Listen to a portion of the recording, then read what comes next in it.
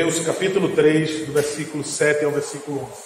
Assim, pois, como diz o Espírito Santo, hoje, se ouvires a sua voz, não endureçais o vosso coração, como foi na provocação, no dia da tentação no deserto, onde os vossos pais me tentaram, pondo-me à prova, e viram as minhas obras por 40 anos. Por isso, me indignei contra essa geração e disse: estes sempre erram no coração, eles também não conheceram os meus caminhos. Assim, jurei na minha ira, não entrarão no meu descanso. Amém. Vamos orar ao Senhor mais uma vez. Ó Deus, nós desejamos o teu descanso, ó Pai. Nós desejamos a morada fixa da tua igreja, Pai. Sabemos que ainda somos peregrinos, Pai, nesse mundo, somos forasteiros, mas, Deus, nós suplicamos ao Senhor.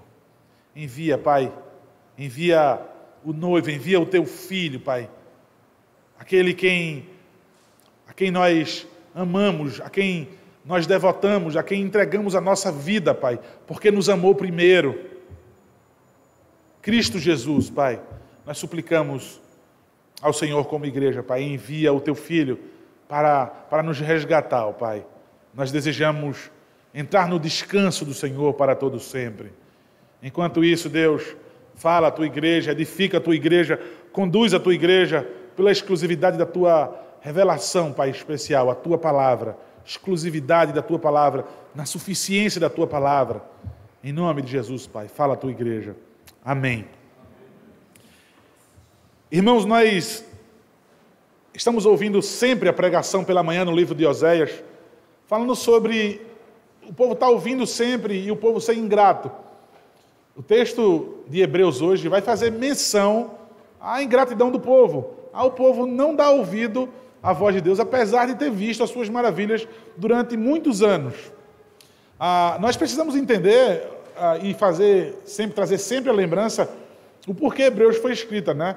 Apesar de Hebreus não falar a sua localização, não falar, acredita-se que foi em Roma, por causa da grande perseguição, mas também o autor de Hebreus não se identifica, não faz a assinatura como comumente é feita na literatura grega, ou uma saudação. Vemos aí então a urgência da carta que foi escrita em 65, mais ou menos, depois de Cristo. Sabemos que alguns apóstolos ainda estavam vivos, 30 anos depois que Jesus Cristo havia cumprido a sua missão, o seu nascimento, a sua vida, a sua sujeição aos homens, a sua morte, a sua ressurreição. Nós sabemos que, apesar de muitos crentes agora em Cristo Jesus, judaizantes, judeus que tinham se convertido a Cristo, mas alguns ainda permaneciam com dura cerviz e a religião judaica ainda continuava firme. Então, ao ler a carta, nós vimos então a motivação do autor da carta aos Hebreus. Nós vimos que durante toda a leitura, né, que nós vamos ver ainda, mas para quem já leu toda a carta aos Hebreus, nós vamos ver que a fé desses irmãos corria um perigo. Eles não estavam mais efervescentes como eram antes. Esses hebreus aqui haviam resistido muito à perseguição por causa de Cristo, perderam famílias, perderam seus bens, né, perderam muito, né, foram torturados, mas agora eles estavam enfraquecendo, a fé deles estava apagando, porque nós sabemos que a tendência do fogo é sempre se apagar, então nós devemos cuidar. Os irmãos hebreus não estavam se cuidando, então nós vemos também que alguns irmãos deixavam de frequentar a igreja, não estavam mais assiduamente frequentando, só se a ocasião fosse boa, só se fosse pertinente ali, eles aí iam à igreja, mas quando iam também, não prestavam atenção na pregação da palavra, não cultuavam a Deus de fato. Então, nós vimos que esse talvez seja o motivo, talvez não, esse com certeza era o motivo deles não estarem sendo fortalecidos. Nós sabemos da incredulidade que há quando nós não vamos ao culto no dia do Senhor e quando nós não ouvimos a pregação da palavra, quando talvez a gente esteja presente, mas não damos ouvido, a palavra não é aplicada em nossos corações. Então, irmãos, nós vimos que há irmãos que permaneciam infantes e não aprendiam nem as coisas básicas do Evangelho, e precisava que se fosse repetido cada vez mais. Era necessário uma atenção especial para algumas pessoas, porque aquela pessoa nunca amadurecia na fé. Então, em vez de eles estarem contribuindo para a edificação da igreja, ajudando outros irmãos a amadurecerem, eles permaneciam ainda no mesmo estado, né? Como meninos. E aí mostra que a igreja mudou. Eles não suportavam mais os sofrimentos como era antes, como eram assim os hebreus conhecidos. Então, provavelmente, entende-se que era a perseguição. Agora, pregar o nome de Cristo, viver por Cristo, de fato agora era proibido. Então, Nero perseguia, por isso que acredita-se na localização em Roma, Nero perseguia, torturava os cristãos, e aí a religião cristã ela não era permitida. E o que acontece então? Alguns crentes partiram para o pragmatismo. Vamos continuar sendo crentes, mas vamos arrumar um jeito que a gente não vai ser perseguido. De que forma que a gente pode ser crente? De que forma a gente pode cultuar a Deus? De que forma a gente pode ir para a igreja sem que a gente sofra as perseguições de Nero? A mesma coisa nos nossos dias hoje. De que maneira eu posso arranjar uma religião evangélica em que a minha família não possa estar se opondo a mim, em que os meus amigos no trabalho, ou, enfim, o mundo aí fora não me ache estranho, não me injurie, enfim. Houve-se o pragmatismo, e aí sim começa, entre aspas, a dar certo. Os hebreus estavam fazendo isso. Os hebreus estavam adorando a anjos. E aí, no capítulo 1 e 2, o autor de Hebreus vai falar com muita ênfase que Jesus Cristo ele é superior e ele é suficiente e não tem outro nome pelo qual importa que eles sejam salvos. Os anjos não vão salvar vocês, porque os anjos não foram coroados com honra e glória e porque os anjos não se sacrificaram por vocês. O anjo não morreu por você na cruz.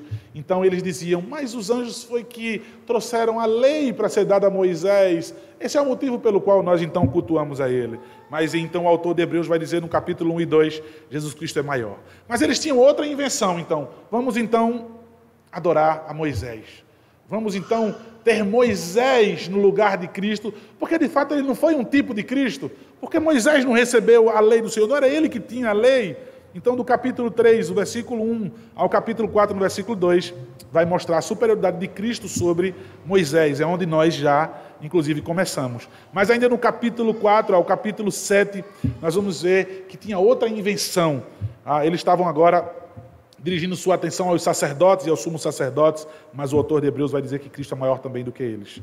E aí, do capítulo 8 ao 10, eles tiveram também outra invenção. Sacrifícios. Agora sim, os sacrifícios, e aí, sacrifícios foram abolidos em Cristo Jesus. Jesus Cristo, a oferta que agradou ao Senhor, que de uma vez por todas aquele cordeiro foi imolado, ele é superior a todos os sacrifícios. Isso não faz mais nenhum sentido. Então o resto da carta é de exortações, para que o povo possa acordar deste erro, que inclusive nós podemos atribuir como o pragmatismo. Aqui então no capítulo 3, no versículo 7, irmãos, ainda falando sobre Moisés, sobre a superioridade de Cristo, nós já entramos nisso e vimos então no sermão passado. Aqui no capítulo 7, o autor de Hebreus vai fazer algo interessante. Ele vai voltar ao que ele fez no começo. Ele vai citar, então, textos do Antigo Testamento para que possa aguçar mais aí o coração dos hebreus. Eu vou citar bem o que eles conhecem. Eu vou citar um texto que está bastante aceso na mente dos judeus. Era um texto bastante usado na liturgia da sinagoga. Era o Salmo capítulo 95.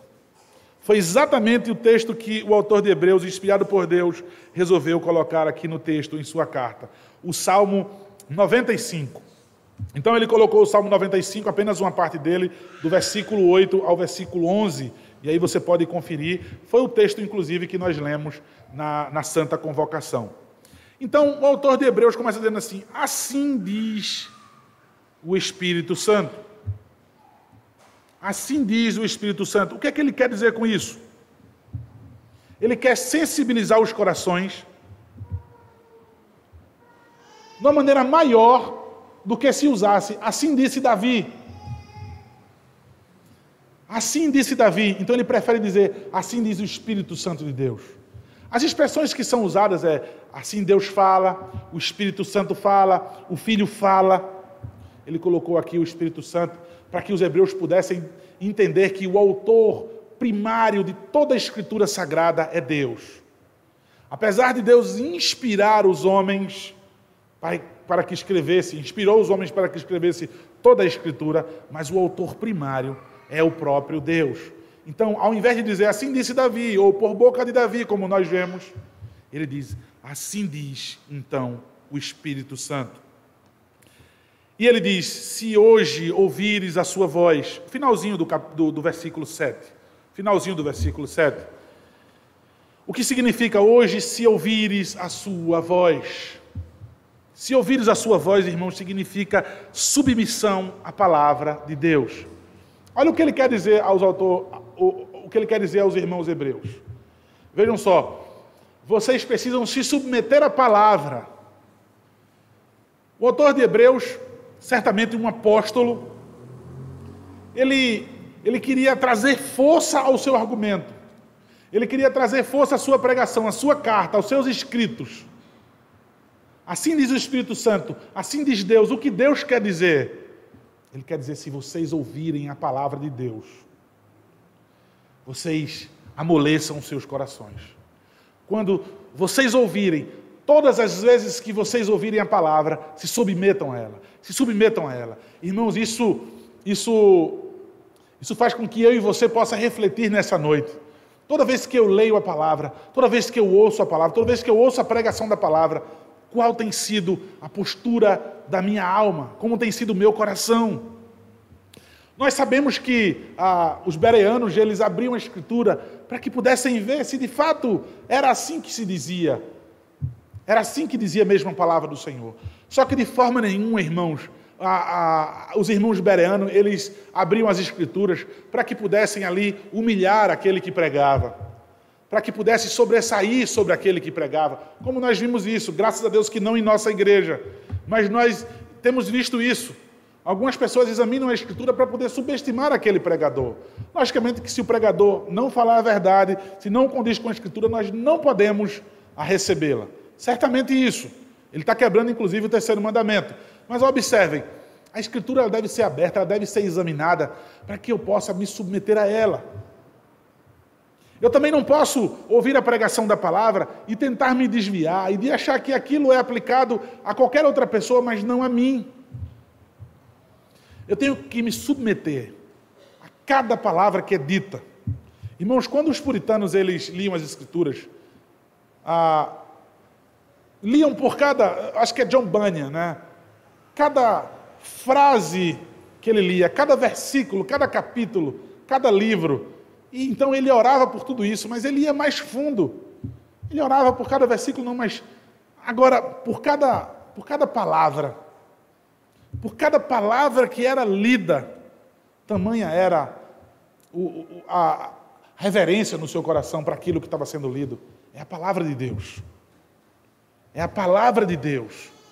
Nós temos tantas impressões, com tantas traduções, com tantas capas diferentes. Nós temos aos montes a Bíblia. Talvez seja por isso que nós destratamos a palavra de Deus. O pregador Charles Spurgeon disse certa feita, há pó suficiente em cima de algumas Bíblias que dá para escrever com o dedo em cima, condenação. Muitas vezes temos ela fechada, muitas vezes temos aberta, muitas vezes temos ela pregada em sua fidelidade, mas nós não nos submetemos. Isso é claro quando a igreja não amadurece. Olha, hoje, se ouvires a sua voz, hoje, se você ouvir a pregação da palavra, submeta-se, se incline, amoleça essa cerviz tão dura. É a palavra de Deus que fala ao seu coração, que fala ao seu ouvido. Irmãos, como pregador, nós precisamos da melhor maneira e da maneira mais fiel possível. Né? Eu não tenho como não ser fiel. Eu tenho que dizer exatamente aquilo que a Bíblia diz. Por isso que a pregação expositiva é assim diz o Senhor. Eu não tenho como dizer, olha, eu penso assim, ou alegorizar o texto, mas dizer exatamente como diz o texto. Assim como diz, como um porta-voz, como um arauto. Os pregadores precisam dizer exatamente como diz a palavra. Então, expor o texto com fidelidade. Nós buscamos expor da melhor maneira possível, mais mastigado possível, para que a gente possa ver uma submissão da igreja quanto à sua palavra. Irmãos, veja, o ápice do culto, na adoração, Deus tem falado em cada texto do culto todo, mas na pregação da palavra de maneira especial. Se hoje você ouvir a voz, quantas vezes, quantos dias nós temos escutado a pregação da palavra e nós não submetemos a ela? Veja, quanta coisa eu deixei de aplicar em minha vida, quanta coisa eu ainda não vivo, quanta coisa eu ainda tenho protelado para o futuro, são planos para viver. Amanhã eu dou um jeito nisso, e aí eu ouço a palavra, Deus diz assim, mas ainda não. E eu pergunto, até quando? Ou o que é que você espera que Deus faça? Enquanto você continua negligenciando, você continua dizendo não. E é exatamente isso que vai dizer no versículo 8. Não endureçais o vosso coração, como foi na provocação, no dia da tentação do deserto. Esse não endureçais o coração significa que a rebeldia, inclusive, não vem de nenhum outro lugar. É a sede, né, de toda a corrupção, de todo mal desígnio, vem do nosso coração. Para que a gente não possa colocar a culpa em nada, nem em ninguém. Eu não vou colocar a culpa nas circunstâncias, não vou colocar a culpa nas pessoas.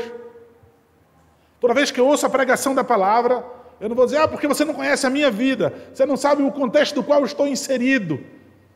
Não endereça o seu coração, significa a culpa é toda sua. É do seu coração que nasce a dureza. É do seu coração que nasce, inclusive, o outro significado, a surdez. Você se torna como um surdo. É o que significa endurecer o seu coração. Está sendo pregado, está sendo anunciado todo o desígnio de Deus, e você não é transformado, é porque você tapa os seus ouvidos.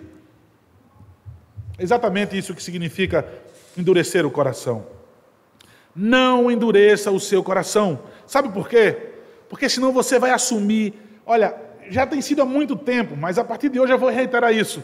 Se você endurece o coração para aquilo que você tem ouvido da palavra de Deus, se você quer se parecer com um surdo, sabe o que é que você faz? Você assume toda a responsabilidade. Veja, nenhuma imprecação pode vir de mim, mas da palavra de Deus. Você sabe o que acontece quando você negligencia, quando você endurece seu coração e diz, eu não vou aplicar isso na minha vida. Até aqui eu vou como crente, mas daqui por diante eu não posso perder isso e isso por Cristo Jesus. Eu não posso perder nada por conta de uma religião. É exatamente isso que os hebreus estavam fazendo. Eu não posso perder tudo por causa de Cristo. Eu preciso arranjar um jeito mais fácil. Mas eu quero dizer que nessa noite você assume toda a responsabilidade por negligenciar deliberadamente, por se recusar a ouvir a voz de Deus. Não endureçam os seus corações se vocês escutarem a sua voz. Isso é o autor aos Hebreus usando os salmos. Que provocação é essa então que ele vai dizer? Como foi, daquele jeito como foi na provocação, no dia da tentação no deserto. A provocação significa, irmãos, que eles eram orgulhosos de sua raça e que eles sempre citavam exemplos dos seus pais. Porque como os nossos pais viviam, e eram vícios, e eram costumes, que eles se orgulhavam em estampar e dizer, não, olha, nós temos exemplos dos nossos pais. Então, o autor do Hebreus quer dizer assim, olha, deixa eu apresentar os erros dos seus pais, a provocação no deserto.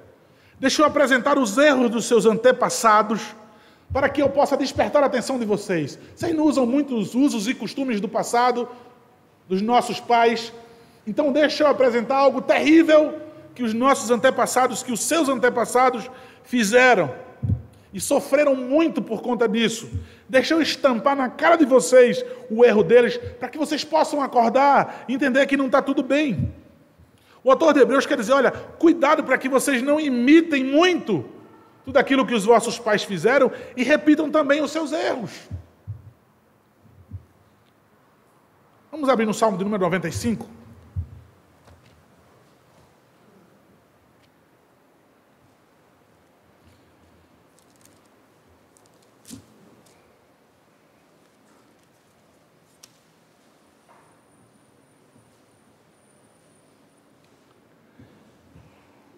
Finalzinho do versículo 7, né? Hoje, se ouvires a sua voz, aí o versículo 8, não endureçais o coração, ele vai dizer como em Meribá, como no dia de Massá, no deserto. Olha, Moisés pega de maneira intencional esses nomes Meribá e Massá, Davi no caso. Olha, nomes que inclusive foi dado por Moisés. Veja, Massá, Meribá. Intencionalmente esses nomes significavam, Meribá significa contenda, significa também imitação, e Massá significa tentação. De que maneiras eles tentaram então? No dia da tentação no deserto, como diz também o versículo 8. De que maneira tentaram? Tentaram a Deus, quando negaram que Deus estava no meio deles, quando eles estavam angustiados pela falta d'água. Quando eles contenderam com Moisés, eles também provocaram. Então, eles tentaram no dia que lhe faltou água, e eles provocaram quando contenderam com Moisés. Nós vamos ver essas duas passagens em Êxodo, capítulo 17, no versículo 7, e Números, capítulo 20, no versículo 13. Nós vamos ver exatamente essas passagens de como eles tentaram e de como eles provocaram, e por isso foram dados esses nomes, Massá e Meribá. O versículo 9 então segue, irmãos, de Hebreus. Onde os vossos pais me tentaram, pondo-me à prova, e viram as minhas obras por 40 anos. Me tentaram, ou seja, me provocaram, não obstante, vendo tudo aquilo que eu realizei no meio do povo. Ou seja, o autor de Hebreus está dizendo, a culpa de vocês aumenta, vocês acumulam culpa, vocês acumulam iniquidade, quando é lembrado que Deus conduziu o povo de vocês, conduziu os seus antepassados, no meio de tantas provações, né? De fogo à noite para aquecer e guiar, em meio ao calor escaldante do sol, era a coluna de nuvens, era o maná que caía do céu, eram codornizes, eram água que saía da rocha quando se batia na rocha. Então, tudo o povo era conduzido por Deus da melhor maneira possível, mas o povo simplesmente murmurava e desacreditava da presença de Deus no meio dele. Provocavam a Deus assim, pela sua falta de fé.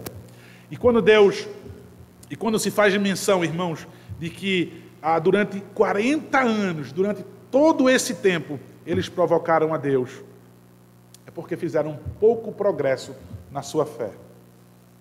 Irmãos, isso é interessante, o autor de Hebreus querer colocar isso. Por que o autor de Hebreus estampa isso para eles? Porque eles não progridem. O progresso na fé deles não é manifesto, como Paulo diz a Timóteo. Eu quero que o seu progresso na fé seja manifesto a todos. A igreja precisa crescer, a igreja precisa amadurecer.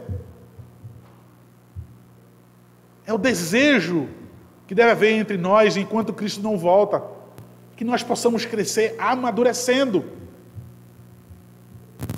Então, olha, por que é que vocês viveram tanto tempo, os pais de vocês não amadureceram e vocês também seguem o mesmo exemplo? Vocês sabem que até o dia de hoje Deus tem mantido a sua igreja e mesmo assim vocês também não progridem. E o versículo 10 diz, por isso, me indignei contra essa geração e disse, esses sempre erram no coração, eles também não conheceram os meus caminhos. O que Deus está querendo dizer com isso, irmãos? Sempre erram no coração, não conheceram o meu caminho. Eu me indignei com esta geração. Ele quer dizer, vocês são um caso perdido. Eles eram, de fato, o povo de Deus. Eles não entraram na terra prometida, um caso perdido. Não herdaram aquilo que Deus tinha prometido dar aos seus pais. Por quê? Porque perderam completamente a razão e o juízo. É isso que ele quer dizer. Eles erram no coração, eles erram em seus caminhos. Não conheceram os caminhos do Senhor. O coração deles está cheio de outra coisa, e os seus pés se dirigem rapidamente para o caminho oposto de Deus. Então, seu coração, os sentimentos, os planos, a direção que se toma, coração e caminho, sem razão, sem juízo algum, eles mostraram que eram incorrigíveis. Eles mostraram que era um caso perdido, e assim se deu na vida deles. O versículo 11, então, irmãos, finaliza dizendo assim, finaliza a nossa pregação dessa noite, dizendo: assim jurei na minha ira, não entrarão no meu descanso. Assim jurei na minha ira. O resultado da loucura obstinada do povo. Como eu mencionei, Oséias, não tem como Deus agir de outro jeito. Nós estamos falando de Deus. Nós não estamos falando de um igual. Se um homem, ele se ira, ele se irrita com injustiça, ele também sendo injusto, imagina o Deus todo puro, todo justo e verdadeiro,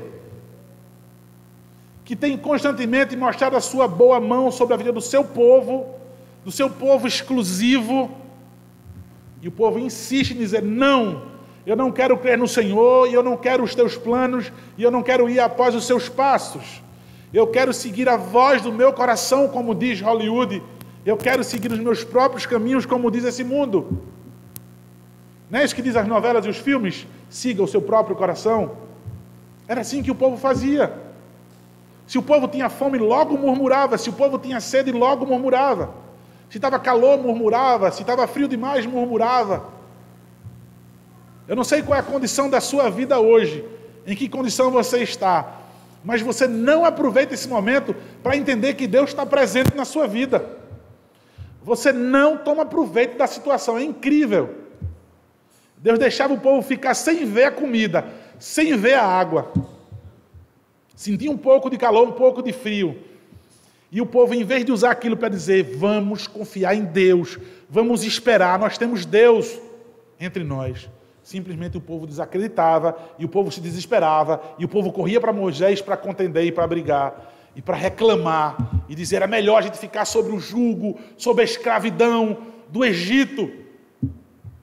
É como se dissesse assim: olha, é melhor deixar de ser crente, é melhor viver no mundão. Nessa desculpa que se dá, não, porque pelo menos no mundão tem amigos que não vêm na igreja, porque no mundão tem isso, tem aquilo outro, mas não tem aquilo que se vê na igreja, então mude de igreja. E veja se você vai encontrar alguém diferente de você. O problema é você, o problema da igreja é você, o problema da igreja sou eu, que sou pecador, que muitas vezes sou um hipócrita, e que o Senhor nos livre disso. Mas até quando? Deus jurou em sua ira, Deus jurou em sua ira. Não existe, irmão, um universalismo que vai chegar de repente e Deus vai dizer assim: ó, nem todo mundo vai ficar no inferno durante muito tempo, não, todo mundo vai ser salvo. Eu fico imaginando, então, para que o sacrifício de Cristo? Para que, então, tantas ameaças? Para que, então, Deus purifica um povo? Para que Deus existe, então, uma oferta que satisfaça a sua justiça? Para que a gente pudesse fazer pouco caso, o mundo fizesse pouco caso, vivesse em desobediência, em blasfêmia, em deboche, e dizer: final de tudo, vai todo mundo ser salvo. Não é isso que a palavra nos diz. A Bíblia mostra aqui um atributo de Deus, que é a sua ira. E ele diz: eu juro, vocês vão ter um castigo. Esse é o castigo anunciado diante da sua loucura, diante de vocês não quererem ouvir ainda a minha voz, porque vocês permanecem endurecendo o coração de vocês. Ainda tem áreas da vida de vocês que vocês endureceram e dizem: eu não me rendo aqui. Eu acredito em Cristo até aqui. Nisso daqui eu não confio, por isso eu não me rendo, por isso eu não me entrego, por isso eu não abro mão, por isso eu não amoleço esse cantinho do meu coração. A ira de Deus, irmãos, aqui é a ira extremamente inflamada. Ira de Deus, ira. Se fala tanto de ira, e a gente parece que perde o conceito de ira. Se você tem um conceito do que é uma ira, entenda que essa ira que ele está dizendo aqui, ela é extremamente inflamada. E de fato o povo foi privado daquilo que havia sido prometido. Deus prometeu aos seus pais: vocês não vão entrar. E eles não entraram, porque se recusaram a caminhar como Deus queria, a fazer o que Deus queria. Vocês não vão entrar no meu descanso. Deuteronômio capítulo 1, no versículo 34, nós lemos isso, no versículo 34 e 35. Tendo, pois, ouvido o Senhor as vossas palavras, indignou-se e jurou, dizendo: certamente nenhum dos homens dessa maligna geração verá a boa terra que jurei dar a vossos pais. Ainda em Deuteronômio capítulo 12, no versículo 9, porque até agora não entrastes no descanso e na herança que vos dá o Senhor vosso Deus. Números capítulo 14, versículo 23. Nenhum deles verá a terra que com juramento prometi a seus pais. Sim, nenhum daqueles que me desprezaram haverá. Nenhum daqueles que me desprezaram haverá.